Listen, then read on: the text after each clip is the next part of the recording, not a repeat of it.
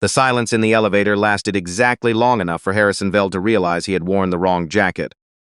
Not wrong in any way that mattered to him. The navy wool was clean, pressed, and had carried him through 11 years of work that most people in this building would never understand. But wrong for this room, wrong for these men, wrong for the particular species of judgment that lived behind glass walls and measured competence by the cost of a man's shoes. The elevator opened onto the 14th floor of Meridian Capital Group's Toronto headquarters, and Harrison stepped out carrying a manila folder, a coffee-stained thermos, and the quiet knowledge that his 7-year-old son had drawn a small higher on the back of his application in orange crayon that morning. He had noticed it only when he was halfway down the street. He had kept walking anyway. The assessment room was already full. 14 men stood in various postures of readiness, on a kind of studied casualness that took years of confident employment to manufacture. Former RCMP officers, ex-military contractors, men who had spent decades inside the infrastructure of risk management and looked like it. The room smelled of leather and competitive breathing. One man near the north wall had forearms that looked borrowed from a different species entirely. He was laughing at something with the 2 men beside him, and the laughter had that particular sound, bright at the edges, designed to carry. Harrison signed his name at the registration desk. The woman behind it looked at his folder without expression. Previous employer? Independent contract work. She typed something. Across the room, the laughing stopped just briefly and then resumed differently, lower, pointed, aware. The man with the forearms drifted over. His name tag read Colt Bredesen. He glanced at Harrison's thermos the way someone might inspect a piece of furniture left on a curb. Independent, Colt said. That mean parking enforcement, or something more exciting like crossing guard? A few men within earshot found that funnier than it deserved. Someone else added from behind Harrison's left shoulder, maybe he's here for the janitorial review. Harrison did not look up from his registration form. He had learned years ago that rooms like this had acoustics designed to carry certain kinds of laughter, and that the best response to manufactured contempt was the kind of silence that made the laughers eventually hear themselves. He finished signing his name and turned once, slowly, scanning the room in a way that looked casual and was not. Exit doors, too, both requiring badge release. Cameras, 4 visible, one with a delayed rotation sweep near the ceiling above the east window. The observation platform above the frosted glass had 3 figures standing behind it, one of them not moving at all while the others spoke to each other. Harrison noticed the still one. On the upper platform, Meridian Capital Group's chief operating officer, Diane Colworth, stood with her arms folded and her expression doing nothing at all. She had authorized one final open slot in the security assessment after an unsigned note arrived on her assistant's desk 3 days earlier. It said only, "If a man named Harrison Veld shows up, watch what he does before he speaks." She had kept the note. She did not know why exactly. She was watching now. Colt stepped closer, deliberately reducing the space between them to something territorial.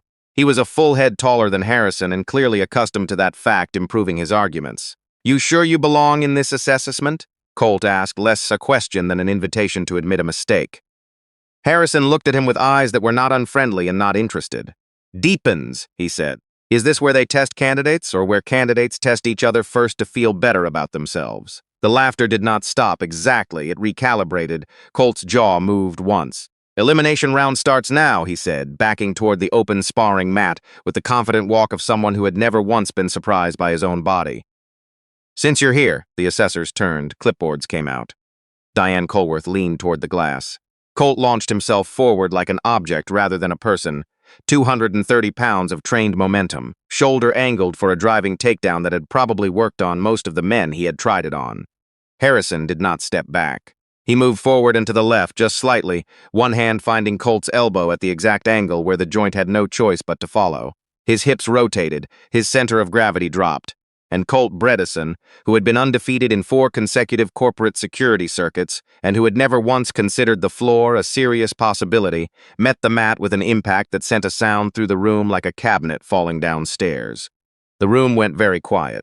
Colt lay there blinking, recalculating, arriving slowly at the understanding that he was horizontal, and then every alarm in the building went off at once. The breach alarm did not sound like the regular fire protocol. Harrison knew the difference before the second pulse finished, because different emergencies produce different silences in the spaces between sounds.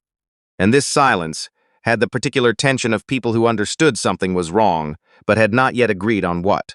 Red emergency lighting replaced the standard overhead wash. Somewhere above the observation platform, a woman screamed once and then stopped, which was worse than if she had continued. A security officer's voice came through the floor intercom. Armed intrusion reported, executive corridor, level 16. Harrison did not look at Colt. He was already looking at the observation platform because Diane Colworth was no longer in it. A COO did not leave a secured observation deck during an active breach alarm unless someone had given her very bad options. That single absence sharpened everything. Applicant, stand down. A guard moved to intercept, arm out. Harrison caught the man's wrist gently with enough information in the grip that the guard went still. Your camera rotation on level 12, Harrison said, keeping his voice at a temperature that suggested weather rather than crisis, goes blind every 7 seconds on the east side. If they timed the breach, they're already past your first containment point. The guard stared. That half-second of hesitation was enough. Harrison released the wrist, stepped past, hit the stairwell door with his shoulder, and took the stairs. Behind him, Colt pushed himself upright, humiliation converting itself into something harder. You don't work here, Colt shouted after him. You haven't been hired. The stairwell door closed. Harrison took the stairs 2 at a time and counted floors by the echo. On level 10, he heard the first wrong thing. Not shouting, not commotion, but the particular quality of silence that meant response had already been neutralized somewhere ahead. Security failures were loud in the place they happened and quiet in the place that mattered. He had learned that in a different city, a different decade, in a life he had since tried to make smaller and cleaner. He rounded the level 11 landing and found a building security officer unconscious against the stairwell wall. Badge gone. Radio gone. A small injection bruise visible at the neck when Harrison crouched beside him, just long enough to confirm a pulse and identify the sedation pattern. Fast-acting, professional, the kind of thing that required both planning and procurement. No improvised intruder carried pharmaceutical-grade sedatives into a corporate tower unless someone inside had already mapped the building's response windows. Harrison stood and kept moving. His breathing stayed even, but something else had changed in his chest. An old engine turning over with a sound it had no right to still make after years of school lunches and hockey practice and bedtime reading about hockey statistics that his son Finn had delivered with the solemnity of a legal brief. He had spent years trying to make that engine go quiet. He had not quite managed it. At level 14, the executive corridor opened onto contained chaos. 2 administrative assistants stood frozen near the elevator bank. A phone vibrated on the floor where someone had dropped it mid-sentence. The receptionist desk was empty, and one corridor camera Harrison noticed immediately had been physically rotated to face the wall. Someone had prepared this building. He stopped at the nearest frozen assistant, Diane Colworth. Where? The woman looked at him. Stranger, wrong floor, wrong everything, and then pointed east with a shaking hand. 2 men in security uniforms. They said evacuation procedure. Harrison was already moving. The east corridor was quieter than it should have been, which meant noise was being managed. He slowed at the corner, using the reflection in a glass award display mounted at chest height to read the space ahead before putting his body into it. 2 men stood near the executive conference suite. Both wore Meridian Capital Group security uniforms. Both had the wrong shoes, polished military-issue leather, not the matte tactical soles that corporate protective teams standardized for silent floor work. One stood with his weight too far forward, the placement of someone trained for quick aggression, not extended patrol. The other kept glancing toward the window at the end of the hall, waiting for a signal. Coordinated with an external point. Diane Colworth stood 3 feet from them, backed against the conference room door, head up. Her face said that fear was present and had been told firmly to wait outside. You don't work for me, she was saying, voice flat and furious. Remove your hand from that door. Harrison covered the distance to the nearer man without sound. He grabbed collar and wrist, used momentum rather than muscle, and drove the man shoulder first into the wall hard enough that he dropped without a follow-up. The second man turned faster than expected, hand moving toward a concealed holster. Diane dropped instantly. Good instincts, no instruction required. Harrison struck the second man's forearm before the draw completed, redirected the weapon free, reversed it, and used the grip end as a controlling point until the man's face met the wall at reasonable speed. Both intruders were on the floor inside 4 seconds. Diane rose slowly. One strand of hair had escaped whatever had been holding it, and her eyes had shifted from furious to something more calculated. She looked at the men, then at Harrison. Who are you? Harrison checked the corridor before answering. Right now, the only person in the building who noticed your evacuation team wore the wrong footwear. She looked at his hands, then at the unconscious men on the floor, then back at him. You were downstairs, at the assessment, still technically unscheduled, Harrison said. "Those shoes," she said. He nodded. "Meridian uses matte soles, non-reflective, non-marking. These two came in polished leather, close enough at a glance. Not close enough in a corridor." Before she could answer, one of the men on the floor moved, a small twitch of the arm, deliberate, reaching for his collar. Harrison crossed the distance in one step and ripped the collar transmitter free before the man's fingers found it. A small encrypted communicator blinked twice, then went dark. Diane stared at it. "That's not standard equipment." "No," Harrison said. "That's coordinated. That's funded. Somebody arranged this." Behind them, footsteps hammered from the stairwell. Colt Bredesen arrived, breathing hard, flanked by two real guards who had finally reached the executive level. He stopped when he saw both intruders down and Harrison holding a service weapon and a communications device. "Put that weapon down," Colt said, reaching for authority the way someone reaches for something they dropped. Harrison handed the weapon grip first to the nearest guard. "Check the cartridge. Ceramic rounds." The guard checked. His face changed immediately. Colt hated that expression more than he had hated anything about the last 20 minutes. Diane Colworth observed both men, assigned them their respective weights, and made a decision. "Seal this floor," she said. "No movement without my authorization." Then, to Harrison, "Come with me." Colt opened his mouth. "Not you," she said, already walking. That landed differently than the mat had. Harder somehow, which Harrison understood. Physical defeat had witnesses and a story. Being excluded from the story was something else entirely. The executive boardroom occupied the east corner of level 14 and looked out over downtown Toronto through floor-to-ceiling glass. Lake Ontario was visible in the late afternoon, gray and indifferent, a full city between the water and the crisis occurring in this room. Diane Colworth sat at the head of the table, which she clearly never did by accident, and waited for Harrison to choose a position. He stayed near the wall by the door. The habit was old enough that he no longer thought about it. "Talk," she said. "Who trained you?" "Long time ago." "That usually means government adjacent." "Usually. And now?" Harrison looked at the window. "Now means my son's school called twice already and pickup authorization expires in 40 minutes. Something in Diane Colworth's face moved without quite becoming softness. "You have a son. 7, his name is Finn, and you still ran toward armed men. Running from them rarely improved their behavior."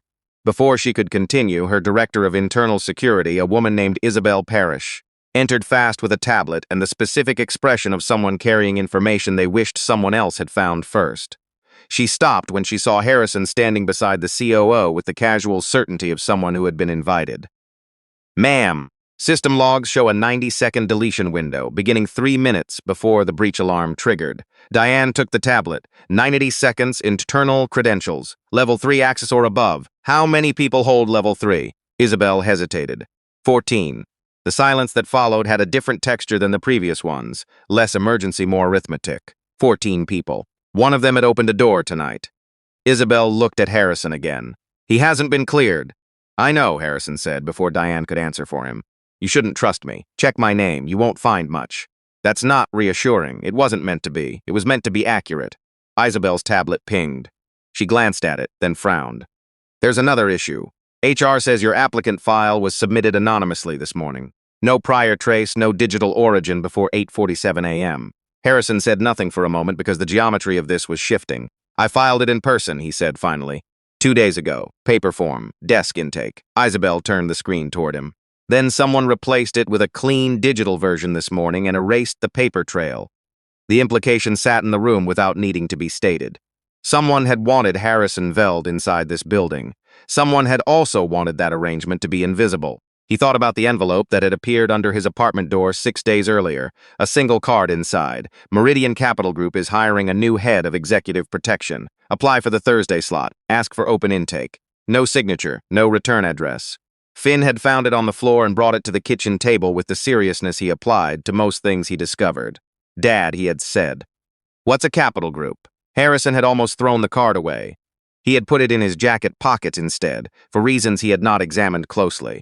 Now the reasons were looking at him from the other direction. Diane had been watching his face. "You didn't come here by accident." "I thought I did," Harrison said. Her phone rang before he could continue. She glanced at the screen, frowned, and answered. The conversation lasted 11 seconds. When she ended the call, her expression had acquired a new kind of precision. "Someone just used deputy-level authorization to access our archive servers on level 8. Isabel was already checking. "That's restricted historical records." Pre-merger contracts, legacy personnel files. Harrison moved toward the door. Archive access after a breach isn't curiosity, he said. It's cleanup. Diane followed without asking permission. Isabel came behind her, already pulling building schematics on the tablet. They took the service stairs. Harrison had pointed to them without explanation, and Diane had understood from his posture that the elevators were exposure. At level 12, Harrison stopped, removed his jacket, handed it to Diane without comment, and used the emergency maintenance panel to check the corridor ahead through a ventilation gap before opening the door. Why the jacket? Diane asked. Less visible silhouette. He paused. Also, the left sleeve is a slightly different shade of navy than the right, and I find it distracting when I need to focus. Isabel almost laughed. The tension in her face broke by a fraction. The archive corridor on level 8 had one door standing open. Harrison held up a hand before either woman crossed the threshold. He pointed to the floor, a thin wire at ankle height, almost invisible against the gray carpet. Trip alarm? Isabel whispered. Trigger, Harrison said quietly. He used a building badge, taken from one of the unconscious intruders upstairs, to lift the wire clear and hold it elevated while Diane and Isabel stepped through, then replaced it from the other side. Inside, one terminal was active. Deletion logs still populated the screen. A shadow moved behind the far server rack. Harrison moved. Metal crashed. The figure bolted for the emergency exit at the rear of the room, Isabel shouted. Harrison caught a shoulder. The figure twisted, spun, and a badge strip tore free before the emergency door banged open and swallowed them. Harrison looked at what remained in his hand. Half a badge, department code visible on the strip. Finance division, he said. Diane took it from him and read it. Her expression did something complicated. Isabel cross-referenced quickly. That badge prefix maps to executive audit access. Oversight of quarterly financial review. That's Martin Calder's department. Nobody said Martin Calder's name again, but the name now occupied the room. Harrison turned to the ACTA terminal and examined the open deletion trail. They weren't erasing breach footage first, he said. They were searching historical records. Isabel moved beside him. Whose? He touched the screen and opened the cached fragment that the intruder had not finished closing. His own name appeared. An older version, an older clearance designation, archived under restricted external consultant contracts from 8 years earlier. Harrison Veld, Federal Protective Services, restricted external deployment, security classification, closed. Diane read it before he could decide whether to close it. Federal Protective Services, she said, slowly. Temporary assignment. A long time ago. His phone vibrated. He looked at the screen. Finn's school. Diane saw his face shift, not toward weakness but toward a different kind of weight, and said, "Answer it." He did, Mr. Veld. The voice was the secretary from Finn's after-school program, patient, careful, the tone of someone managing someone else's logistical problem with professionalism. Finn is asking if you're still coming. His pickup authorization window closes in 15 minutes. I'm delayed. I'll arrange an extension. Finn's voice came through from somewhere nearby, lower, attempting subtlety and not quite achieving it. Dad, did you do good? Harrison looked at Diane Colworth, Isabel Parrish, the archived record of his own past displayed on a screen that someone had tried to erase tonight. Not finished yet, he said. A pause. You always say that when you're doing really good and you don't want to jinx it. Something in the room shifted. Harrison almost smiled. I'll be there soon. Okay, Finn said, with the particular confidence of someone who had decided the matter was settled. The line ended. Isabel was looking at him with an expression she was not quite managing to keep neutral. Diane Colworth was looking at him differently. Not as an asset or a risk, but as a document she had just understood was written in a language she had only partially learned. Whoever searched your records tonight, she said, did it before the breach. Harrison nodded slowly. They knew who I was before I arrived, the anonymous application, either bait, Harrison said, or warning. Which? He did not answer because the building's emergency lighting died. Full darkness lasted less than a second before backup systems brought the red back, weaker, pulsing, painting the server room in the color of something biological. Isabel said something quiet and not polite. Backup grid failure is staged, Harrison said. This is a second phase. Then the building-wide evacuation alarm triggered, not the breach signal, the civilian fire protocol. A synthetic voice moved through every speaker on every floor. Immediate evacuation. Proceed to nearest designated exit. This is not a drill. Diane looked at the ceiling. I did not authorize evacuation. That's why you don't move, Harrison said. From somewhere above them, glass broke. From the stairwell, multiple sets of footsteps descended too quickly for orderly evacuation. From the corridor outside, Colt Bredesen's voice called Diane's name, distant and directionless. Harrison stood at the server room door, listening without moving, body angled to minimize his visual profile. Someone wants you in motion, he said quietly. And in this building, moving is where they can predict you. Diane's voice had gone very controlled, which Harrison was beginning to understand was what her version of fear sounded like. Where can't they? He looked at the maintenance access shaft in the far wall, a narrow steel ladder behind the server cooling units, standard infrastructure, the kind of thing that appeared on level schematics and was remembered by no one who did not need it. Places that don't exist on anyone's evacuation plan, he said.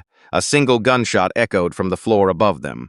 Diane looked at Isabel. Isabel looked at Harrison. And for the first time since the assessment room downstairs, Diane Colworth extended authority to a man who still had not technically been hired. The maintenance shaft smelled of thermal insulation and institutional neglect, and the specific staleness of infrastructure that had been functioning correctly for so long that no one had needed to remember it was there.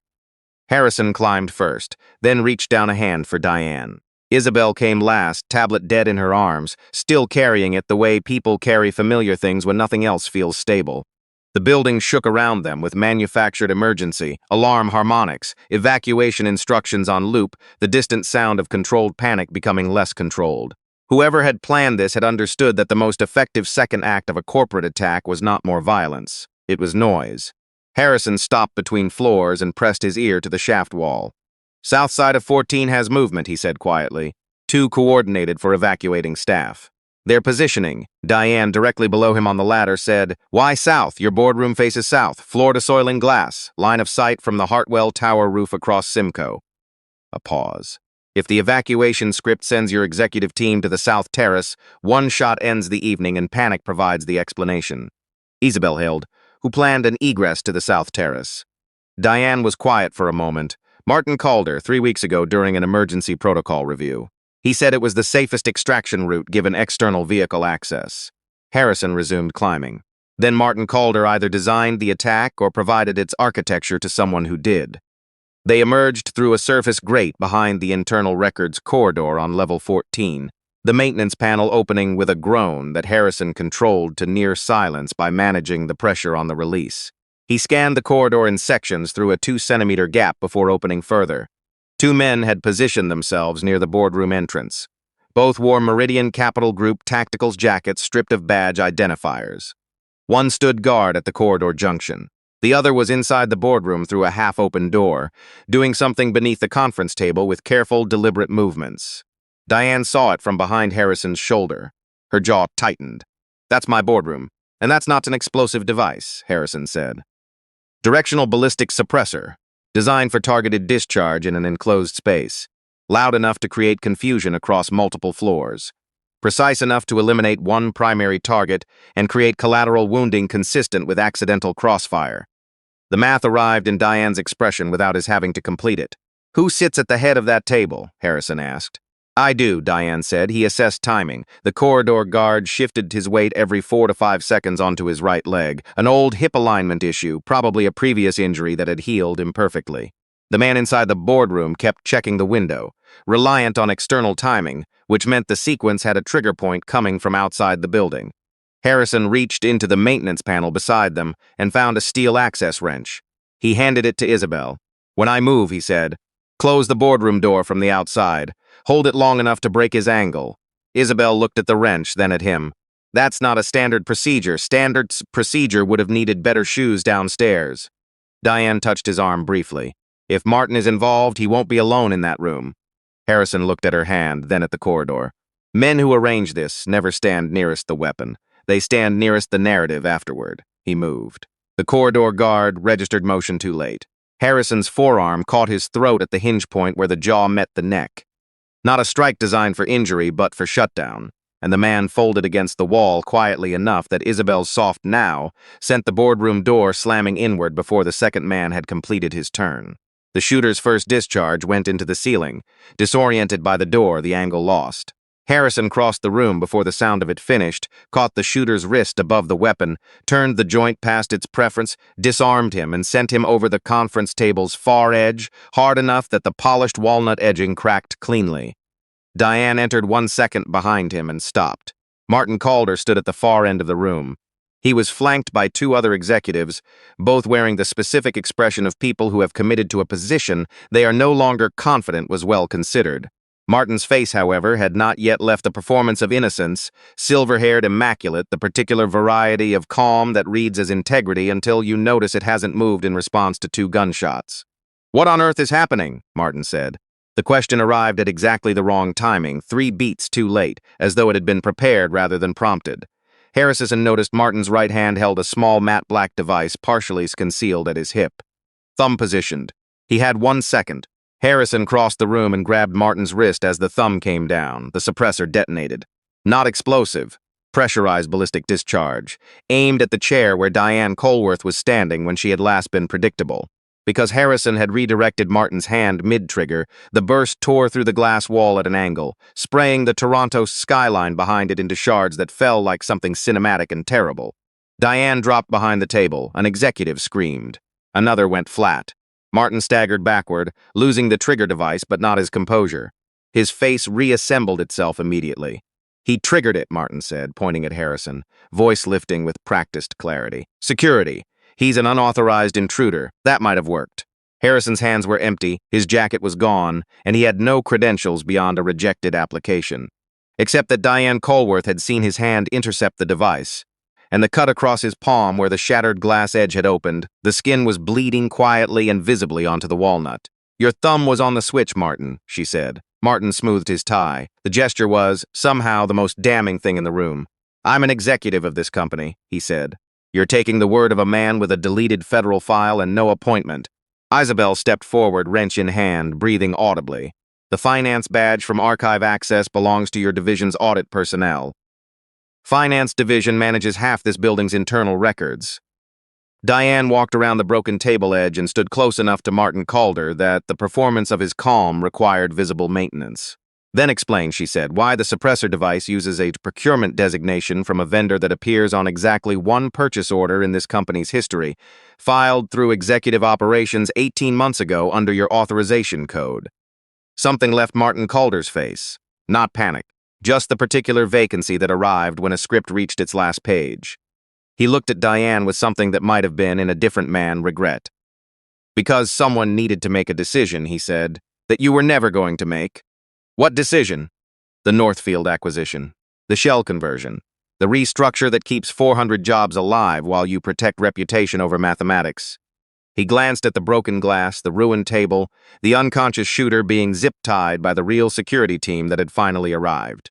"I delayed this company's financial exposure for 2 years. 2 years, and you refused the solution because it made you uncomfortable." "The Northfield acquisition is fraud," Diane said. "The Northfield acquisition," Martin said quietly, "is survival dressed in paperwork you didn't want to sign. You arranged armed men in my building. You tried to have me killed." "I arranged a transition," Martin said. "That required your removal." The room was very still. Harrison had stepped back during this exchange, not away from it, but to the side, reading the door, reading Martin's posture, reading the 2 executives flanking him, who were increasingly resembling men who had made a lateral career decision they wished to revisit. And he noticed something. Martin was speaking at length. Men who had planned carefully and failed completely did not speak at length unless they expected something to interrupt them. Harrison turned toward the shattered glass wall, and there it was. A silhouette on the Hartwell Tower rooftop across Simcoe, the geometry of a bipod, the stillness that only existed at the point of a prepared shot. "Down," Harrison said, already moving. Diane reacted before the word finished. Isabel was half a second slower. Harrison caught her shoulder and pulled her below the table as the first round took out the projector array above where Diane's head had been. The second came lower. Shattered glass. Someone screamed. The 2 executives crawled under opposite ends of the table. Martin bolted not toward shelter but toward the side access door, the one that had been kept conveniently unlocked, the one that led to a service corridor and presumably an arranged exit. Harrison had 1 calculation to make and no time to negotiate it. The angle of the next shot was going to come through the same breach point, tracking Diane's movement. He covered it with his own body, shoulder taking the impact of glass and steel fragments that arrived with more energy than he had fully accounted for. The pane was white and then functional. Isabel grabbed the fallen service weapon from the shooter on the floor, crawled to the external wall panel, and hit the emergency steel shutters. Magnetic locks engaged. Steel dropped over the broken glass. The rooftop silhouette lost its line. The boardroom held its breath. Diane reached out and touched Harrison's shoulder. the one bleeding through the jacket he had left behind several floors earlier and was now regretting, and her voice dropped into something that was not soft exactly, but was no longer performing composure for an audience. How bad? Fine, Harrison said. He had said that word in worse situations, and it had been equally approximate. Martin's gone, Isabel said from the door, side corridor. He had a route pre-cleared. Diane stood. The version of her that emerged was not the one that had been managing a crisis. It was something older and colder. Lock every exit. No one leaves this building without my authorization. She looked at Harrison. Can you walk? He was already walking. The underground parking structure beneath Meridian Capital Group was 3 levels of concrete and corporate vehicle management. And at 11:17 in the evening, it was also the only way out of the building that bypassed the main lobby lockdown. Harrison came down the service stairs, shoulder tight, palm wrapped with a strip of jacket lining Isabel had cut without being asked. He heard footsteps on the second level below. One set, deliberate, someone trying to move quickly while appearing not to hurry. Martin Calder's voice came from the shadows between 2 rows of executive vehicles, phone to his ear, the specific tension of a man whose logistics were failing him. I said, get the east gate now. The gate did not rise. Harrison stepped into the overhead lighting and said nothing. Martin turned and saw him, and for the first time that night, the polish on his expression simply stopped working. You should be upstairs, Martin said. You should have left before the second sniper shot, Harrison said. That was the moment when everything after it became worse for you. Martin's eyes moved, exits, distances, calculations that were no longer the kind that made balance sheets work. Diane doesn't survive this morning's investor call, he said. You understand that. You saved a woman tonight who is financially finished by 9 a.m. Maybe, Harrison said, taking one step forward. But you arranged the attempted murder of a company officer and coordinated an armed breach of a corporate facility. Whatever Diane's morning looks like, yours looks considerably more structured. Martin reached into his jacket, and Harrison tensed. But what Martin produced was a thin envelope, which he held out at arm's length with something between a smirk and the expression of a man releasing the last thing he had. Then you should know who brought you here, Martin said, and tossed the envelope forward. It slid across the concrete floor toward Harrison's feet. Diane's voice came from behind Martin. Don't move another step. She had come down the North Service stairs, Isabel behind her, 2 internal security officers flanking both of them. She walked in rubber overshoes over bare feet. She had lost the original heels somewhere around level 12, and she walked like someone who had made a final decision and was done deciding. Martin turned and saw the officers, and arrived visibly and completely at the end of the evening. Harrison bent and opened the envelope. Inside was the unsigned card that had appeared under his apartment door. The one Finn had picked up from the floor with careful hands and brought to the kitchen table. On the back of it, in a handwriting he recognized from 7 years of trying not to look at it too directly, was a name, Nora Veld, his late wife. Harrison did not move for a moment. Isabel had come forward and now looked over his shoulder. She pulled a second sheet from the envelope, a printed recovery document, a legal hold archive email. This is from federal compliance records, Isabel said slowly. 8 years old, delayed release. She read further. Her voice changed. Nora Veld, née Nora Brennan, conducted a temporary external compliance review of Meridian Capital Group under federal subcontract audit. The review was sealed. 3 weeks before its formal filing, she flagged a set of shell conversion transactions linked to an unnamed executive operations contact. Harrison already knew what came next. He had always known, somewhere below the part of himself that had agreed to stop knowing. Martin Calder's voice arrived from behind, stripped of everything that had previously made it sound reasonable.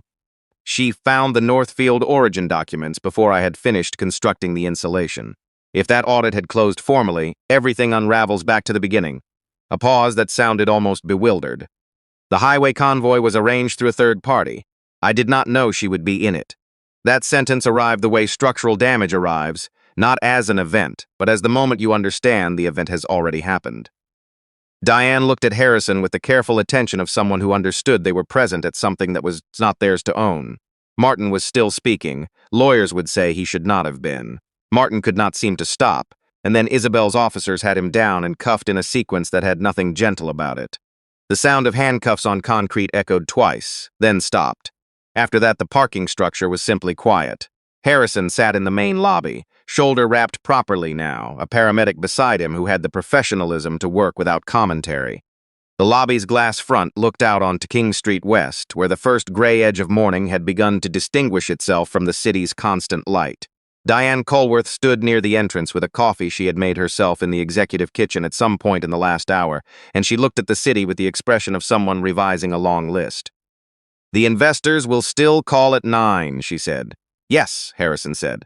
"The Northfield files will have to be re-examined. Yes. And I need a head of executive protection who noticed the wrong shoes before anyone else in this building understood there was a threat." Harrison said nothing. "The position is yours if you want it," Diane said. "Full scope. Your terms on the practical side. There are 8 executives whose travel and daily security protocols need full redesign, and I think we've established that I was operating on insufficient assumptions." "I'll think about it," Harrison said. "That's not a no." "No," he said. "It's not." The lobby doors opened. Finn came in at a run, backpack bouncing, wearing the expression of a 7-year-old who had been collected from after-school art club by a woman named Isabel he had never met, had decided Isabel was probably good people based on criteria known only to him, and had therefore concluded this entire situation was probably going to turn out fine. He stopped when he saw the bandage on Harrison's shoulder and the wrapping on his hand. "You said tired," Finn said, in the tone he used when he identified an undercount. Harrison held out his good arm. Finn closed the remaining distance at moderate speed in deference to the shoulder and accepted the arm around him with careful gravity. Diane crouched to his level. She had done it without theatrical deliberation, the way adults who had once been around small children remembered to do. Finn looked at her for a moment. Did he do good? Diane considered the question with the seriousness it was offered in. "He did," she said. "Very." Finn looked at his father. Then, with the economy of someone who had assembled sufficient information, he gave a single nod. "Mom used to say," he said in a voice that still held her inflection without knowing it, "that good work finds people whether they're looking or not." Harrison held his son carefully in the lobby of a building that was already beginning its quiet work of becoming a different place than it had been the night before. Outside, the light on King Street was the particular color that only existed at the exact moment morning admitted it had arrived.